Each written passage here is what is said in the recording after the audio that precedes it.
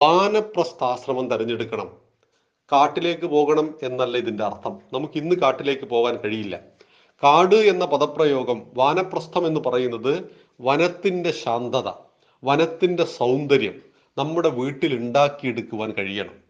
60-70 വയസ്സ് പ്രായമുള്ള ഒരാൾ നമ്മുടെ വീട്ടിലുണ്ടെങ്കിൽ അദ്ദേഹം വാനപ്രസ്ഥാശ്രമത്തിലേക്ക് പ്രവേശിച്ചാൽ ജീവിതത്തിലെ പ്രാരാബ്ധ വിഷയങ്ങൾ അദ്ദേഹവുമായിട്ട് ചർച്ച ചെയ്യരുത്. അദ്ദേഹത്തിന് യാതൊരു ടെൻഷനും നൽകരുത്.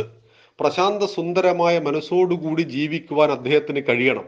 എല്ലാ ദിവസവും ക്ഷേത്രങ്ങളിൽ പോയിട്ട് ദർശനം നടത്തുവാനും ആരാധിക്കുവാനും സാമൂഹ്യ വിഷയങ്ങളിൽ ഇടപെടുവാനും സേവാ മേഖലയിൽ പ്രവർത്തിക്കുവാനും കഴിയുന്ന റിട്ടയർമെന്റ് ആളുകൾ ഉണ്ടാവണം. ഇപ്പൊ 25-ാമത്തെ വയസ്സിൽ ജോലിയിൽ കയറി 55-ാമത്തെ വയസ്സിൽ റിട്ടയർമെന്റ് ആകുമ്പോഴേക്കും അദ്ദേഹം അനുഭവിച്ച 30 വർഷക്കാലത്തെ സമ്മർദ്ദമുണ്ട്, ജോലിയിലെ പിരിമുറുക്കങ്ങളുണ്ട്, പോസിറ്റീവും നെഗറ്റീവുമായ കാര്യങ്ങളുണ്ട്.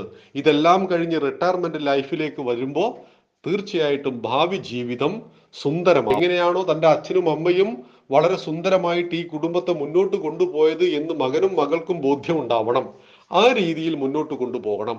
എങ്കിൽ മദ്യപാനിയായ മകനാണോ, എല്ലാം നശിപ്പിക്കുന്ന ധൂർത്തനായ മകനാണോ, തീർച്ചയായിട്ടും വാനപ്രസ്ഥാശ്രമത്തിൽ നിന്നുകൊണ്ട് തന്നെ അതിൽ നാം ജാഗ്രത കാണിക്കുകയും അധികാരം നമ്മൾ തന്നെ കൈയാളുകയും വേണം. കാരണം ഇത്തരത്തിലുള്ള മക്കളുടെ കയ്യിലേക്ക് അധികാരം ഏൽപ്പിച്ചാൽ കുടുംബം മൊത്തം നശിച്ചു പോകാൻ സാധ്യതയുള്ളത് കൊണ്ട് ആ കുടുംബത്തിന്റെ മുന്നോട്ടുള്ള പ്രയാണത്തിന് വാനപ്രസ്ഥാശ്രമത്തിലാണെങ്കിൽ കൂടി നമ്മുടെ സജീവമായ ഇടപെടൽ അത്യാവശ്യമാണ്.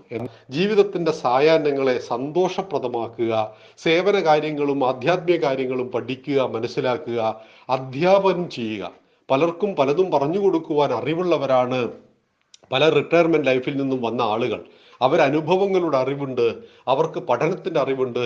അതെല്ലാം മക്കൾക്ക് പകർന്നു കൊടുക്കുന്ന സ്നേഹസ്വരൂപന്മാരായ മുത്തശ്ശന്മാരായിട്ട് ജീവിക്കുവാനാണ് വാനപ്രസ്ഥാശ്രമം വിധിക്കുന്നത്. നന്ദി, നമസ്കാരം. വന്ദേ മാതരം.